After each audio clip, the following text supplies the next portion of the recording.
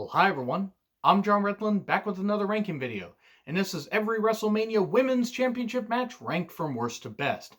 19 matches in total. No, I'm not going to do every single women's match ranked from worst to best. I already did that last year, so I'm just going to focus on the championships that the women, fought over and everything. Any incarnation, whether it's back in the 80s, early 90s, or even in the modern age.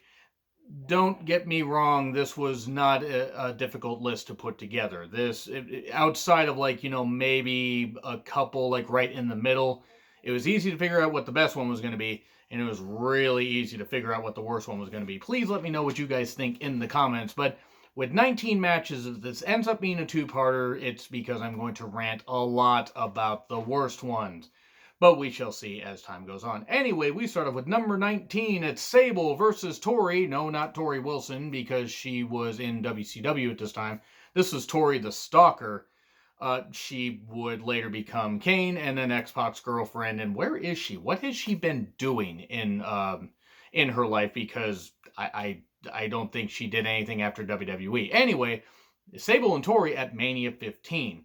It's a Sable match. That stupid bitch that never belonged in wrestling. She definitely never belonged in the ring. Now, you want to feature her as eye candy. I debate that greatly because she was, to me, not an attractive woman at all. There are other people that disagree, and that's fine. She did get a lot of males and even a lot of women to tune in. She did get a lot of big ratings during the Attitude Era. I do give credit for that. They knew how to market her. She just never respected wrestling, never wanted to be in it. You could tell, didn't want to do anything except be on TV. I mean, come on.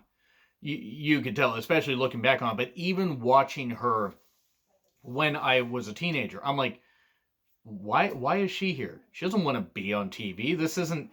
I was even getting to the point as a teenager where I'm like, this isn't wrestling. This isn't even entertaining. I was one of the few people who didn't like Sable. And in the, when I was in high school discussing wrestling with my friends, they just didn't understand that, but, that was just my opinion.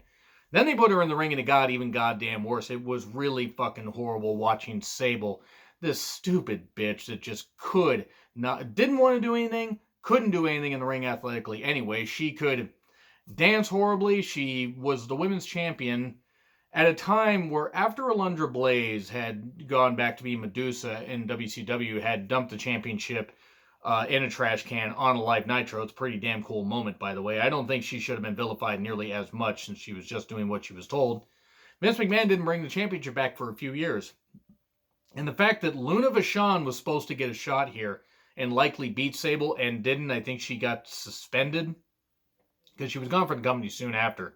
The fact that Luna Vachon never got a shot or never got a chance to run with the championship, somebody who was infinitely tougher, infinitely better, and a way, better influence in women's wrestling than Sable could have ever hoped to have been on her best day, that's pretty embarrassing. Luna Vachon, it goes back to the Royal Rumble, 1999 Royal Rumble, like just a couple months before this Mania, where it was a strap match and it was just ridiculous. Luna's having to do this bullshit with her and not hurt Sable, because Sable might get hurt. It ain't wrestling on pillows, honey. It ain't wrestling in a pillow fort. She was getting a lot of money to do absolutely, nothing but bullshit in the goddamn ring. Yeah, I don't like Sable. Can you tell? Sable never had my respect. Now, her and Brock, they got kids. Brock doesn't say fuck them kids, except to Heath Slater. I don't give a shit about your kids. That was pretty good. But if they're happy together, great. I'm referring to her time in wrestling. I mean, she even came back in 2003, 2004, a return that nobody asked for. But this was a goddamn stupid fucking title run. And it was really embarrassing. I mean, it was really, really shit to watch that. And she would be gone soon after. And then they would have to, just crown a new champion afterwards. Because if I recall correctly, she never lost a championship. She retained it here.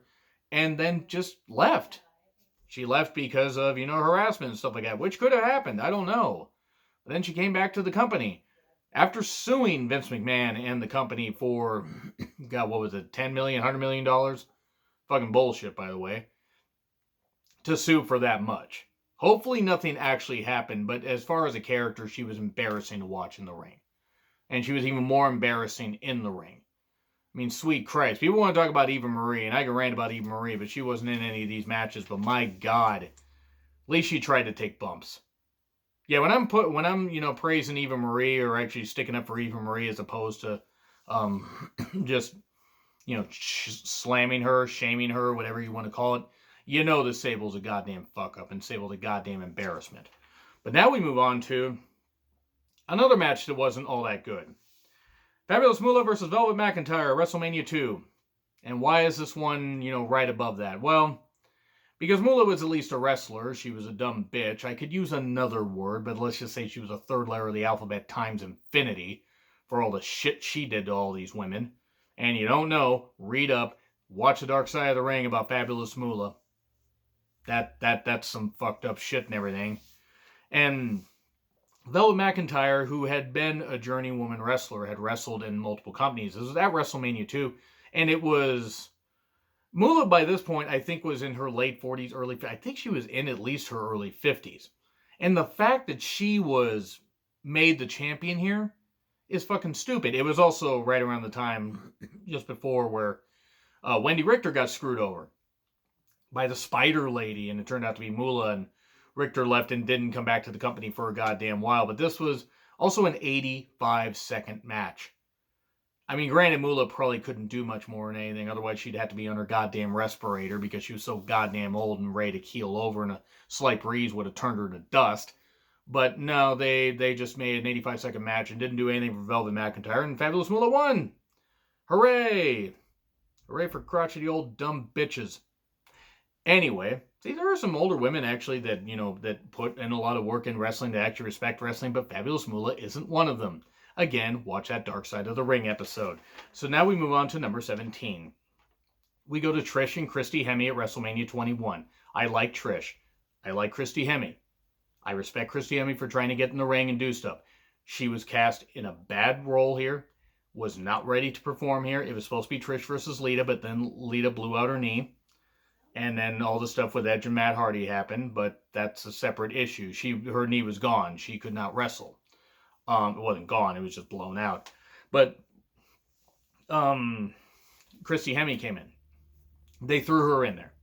She was not prepared. Now, Christy would get to be at least a better performer by the time she got to TNA later. And they had their Knockouts division. And she probably would have kept wrestling, but she did suffer a neck injury. The whole point is she got better. She would have gotten better if they had maybe given her a few extra months. But they didn't. They just said, yeah, go out there and do this stuff. And she was woefully miscast, and it was terrible. And once again, yes, some people shouldn't be in the ring. Chrissy at least tried. Trish at least tried. This match was doomed. It was doomed. Tonight at 11, doom. Q Morbo from Futurama. This was just a bad idea. This was a really, really bad idea. And Hemme was never going to be all that good with how they shoved her out there. She got better, but Trish... This was easily Trish's worst WrestleMania match. Sweet. Well, I mean, no, this was actually worse than the one where she teamed up with Snooki. But this was a championship match, and it did not help the women's division at all. I felt bad for both women. I really did. But the match was shit. And boy, was the crowd booing the living fuck out of Christy Hemme here. We get to number 16, Melina versus Ashley Massaro at WrestleMania 23. R.I.P. Ashley Massaro. This match was not very good, though. But Melina's a legend in women's wrestling. I love the NWA, and I love the commentary, and I love the stuff, but just whoever wrote that Melina is a legend in women's wrestling line, I don't want to know what drugs you were on. I don't want to be on the same drugs that you were on. I don't take drugs, but my God, those must have been some powerful drugs. Melina's not bad, but a legend in women's wrestling. If she's a legend in women's wrestling, then I'm a legend on YouTube. Neither of these are true. But anyway, enough dumping on Melina for absolutely no reason. This wasn't going to work, mainly because they were given like 4 minutes. Even if Ashley was never a world beater in the ring, she could have been better if the certain incident at that, military base hadn't happened, and also if they hadn't rushed her out so quickly after suffering what was like some kind of leg injury. She had to have a plate put in her leg. That's terrible. And then they rushed her back out there. This match was fucking doomed from the start. It was snake bit, and they were given no time. I believe this was a lumberjill match, if I recall correctly. So let's just throw all the women out there. Women that were both talented and less talented out there. And then let's just do that. Why not just have a weird battle royal and everything? Because, no, battle royals actually will be covered in another list. But boy, at least it wasn't a Miss WrestleMania battle royal. Thank God that wasn't for a title. So we move on to number 15. Nia Jax versus Alexa Bliss, Mania 34. Well, we knew this was coming because we knew that this match was going to happen, and we knew that when Alexa went toe-to-toe with Nia Jax for a bit and it wasn't just a squash, that's pretty goddamn stupid. And not that Nia Jax was ever really anything other than somebody that liked to hurt, or maybe didn't like to hurt people, but did hurt people. Hey, at least size-wise, her squashing Alexa Bliss would have worked. Well, that isn't what they did. And the fact they made it competitive was fucking ridiculous. Yes, Nia won. She, got Alexa Bliss back for all the bullying and all the stuff like that because Mickie James participated in this fat-shaming thing. Mickie James, who was part of a fat-shaming storyline years ago and everything, and yeah, I didn't really care for that. I don't really like Nia Jax necessarily. I would be happy not seeing her on TV again. I thought that there were better ways they could have done this storyline, and it was just pretty goddamn shit. But also, the match wasn't all that good. Like, when Nia won, it was fine, but it should have happened 5 minutes sooner than it did. Then we get to number 14, the Vicky Guerrero Invitational, match for the Divas Championship. AJ Lee won. You had Cameron and Naomi. You had Cameron in the goddamn ring. You had Tamina in there. You had the Bellas, I believe. You had Oksana. You had Oksana in the ring. You had Natalya. She did a multiple sharpshooter spot. That was pretty cool. And you had other women in there. It was what it was. There were some talented women in there, and there were also women that had no business being in the ring. Cameron and Oksana. Cameron especially. Sorry, I don't care if she's getting better. They shouldn't have given Cameron the chances that they did. Oksana wasn't any good either. Shattered Naomi's orbital socket by being careless. Blatant, right on TV. This was also put out right after The Undertaker's streak got broken. Hey, ladies, we just took the souls of like 75,000 people in the Superdome. Go back out there and save them. They got a few pops. They got a few cheers. Natty got that cheer when she did the multiple sharpshooter spot. And you had some cool stuff. You did when AJ Lee won, the crowd popped. But by and large, this match was just so goddamn shit. And it's not even the women's fault. Some of them shouldn't have been in there, but it's like they were sent out there to die. And it just was terrible. So, we then get to number 13, Alundra Blaze versus Alani Kai, Mania 10. It was like 5 minutes, maybe not even that. Hey, at least the Women's Championship got defended for the first time since WrestleMania 2. I'm not kidding. Between that Velvet McIntyre Moolah match and this, there were no Women's Championship matches on any of the Mania cards. Nothing. There would have been a Women's Tag Team Championship match on Mania 5, but no, Fabulous Moolah decided to screw over everybody, the Jumpin' Bomb Angels and the Glamour Girls and stuff like that, and say a title switch should have happened in Japan according to the story, the rumor and innuendo, and then that got back to Vince and they got upset thinking that the women did what they did, and Moolah basically screwed everybody because Moolah's a dumb bitch, and hopefully is burning in hell for what she did because it's what she deserves. So anyway, enough darkness right here. This match was fine. Alundra Blaze. It was cool to see her featured there. It's a shame she didn't get featured on more Manias, but at least Mania 11, because by God, anything could have helped Mania 11, but it was a forgotten match. It wasn't necessarily bad. It was just also Alani Kai was near the end of her career. Alundra was like in the middle of hers, even though she'd wrestled for a number of years. But it was just thrown out there and just really didn't have anything. I don't think a lot of people really remembered it unless you're a diehard fan and you can remember, oh yeah, Alundra Blaze won. And she would face Aja Kong, Bull Nakano, stuff like that. Anyway, so we get to number 12, China versus Ivory. WrestleMania 17, China beats Ivory. I like both of them as far as like the chemistry they could have, but the storyline building up to this was pretty damn stupid. China did win, which was cool, but then the whole thing happened of like, how her exit from the company happened, and that wasn't handled good by anybody, especially by the company. That was fun. This was cool though. It was cool to see China win. She dominated Ivory, beat the shit out of her, and Ivory by this point had been in wrestling for so long. She didn't wrestle much past another year or two before being a backstage interviewer. But she was pretty pretty good, and China beating her, it was good. It was good stuff. So this is where I'm going to actually stop right after this next one. Because it's Wendy Richter versus Lonnie Kai, WrestleMania 1. I talked about this in my retro review of WrestleMania 1.